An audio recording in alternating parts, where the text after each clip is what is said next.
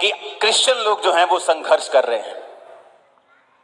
Jesus Christ के वचन में लिखा है, जब हम प्रेरितों के काम उसकी पुस्तक को पढ़ते हैं 4 उसकी 32 से लेकर 37 आयत तक, आज आपको एक प्रण लेके जाना होगा, क्योंकि मैं आपके साथ सदा यहां तो रहने वाला नहीं हूं। तो जो वर्ड मैं आपको देके जाऊंगा, अगर आप उसे फॉलो करेंगे, मेरा बिलीव है कि आप जल्दी अपनी टेस्टिमनी को वहां भेजने वाले हो, और यही परमेश्वर आपसे चाहता है।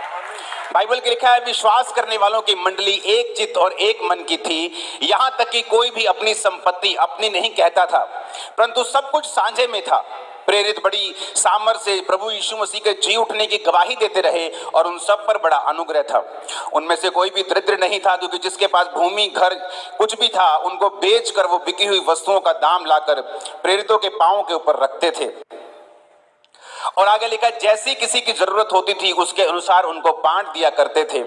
यूसुफ नाम साइप्रस का एक लेवी था, जिसका नाम प्रेरितों ने बरनबास रखा था, अर्थात शांति का पुत्र। उसकी भी कुछ जमीन थी, जिसे उसने बेचा और दाम के रुपए लाकर प्रेरितों के पांव में रख दिया।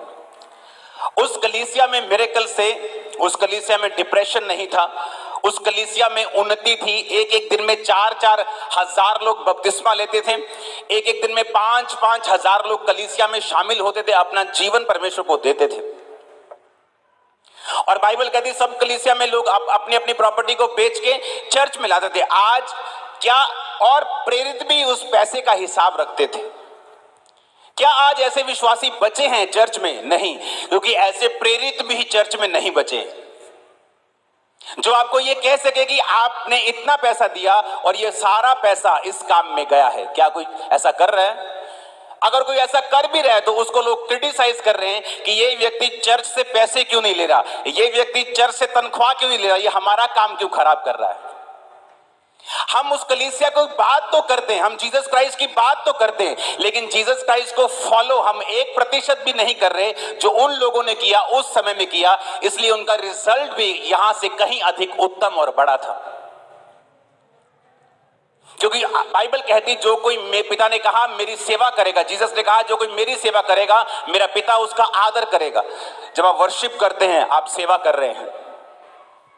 आप जो वर्शिप कर रहे हैं, आप तालियों के साथ आप वर्शिप कर रहे हैं, इसीलिए आप बनाए गए हैं। क्योंकि आप वर्शिप नहीं कर रहे, आप सेवा नहीं कर रहे, इसलिए आपकी फैमिलीज, आपके फाइनेंसेस बॉन्डेजेस में हैं, आप वहां नहीं हैं जिसके लिए परमेश्वर ने आपको बुलाया है।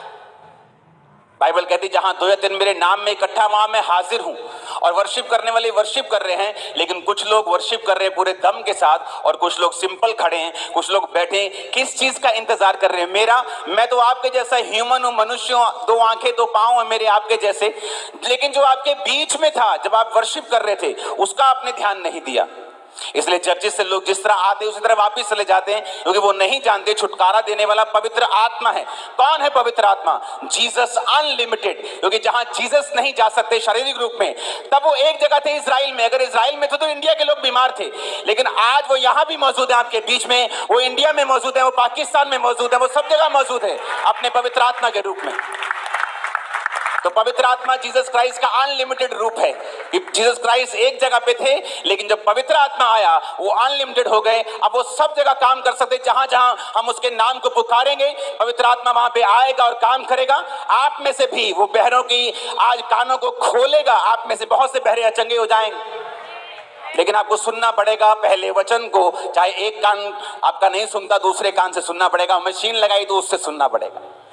अगर आत्मा में भी आपके मशीनें लगी तो ध्यान से लगा के रखना, आपको सुनना पड़ेगा। क्योंकि कुछ लोग शारीरिक रूप से बहरे हो सकते हैं, लेकिन कुछ लोग आत्मिक रूप से भी बहरे हैं। क्यों? वो वाली कलीसिया का रिजल्ट आज हमें दिखाई नहीं देता, क्योंकि ना तो वो वाले लोग हैं जो अपनी प्रॉपर्टीज अपना नहीं समझते, और ना तो वो वाले प्रेरित बचे हैं जो पूरे पैसे का हिसाब दे सकें कि आपका पैसा मेरा पैसा नहीं है, चर्च का पैसा पास्टर्स का पैसा नहीं है, वो परमेश्वर का पैसा है।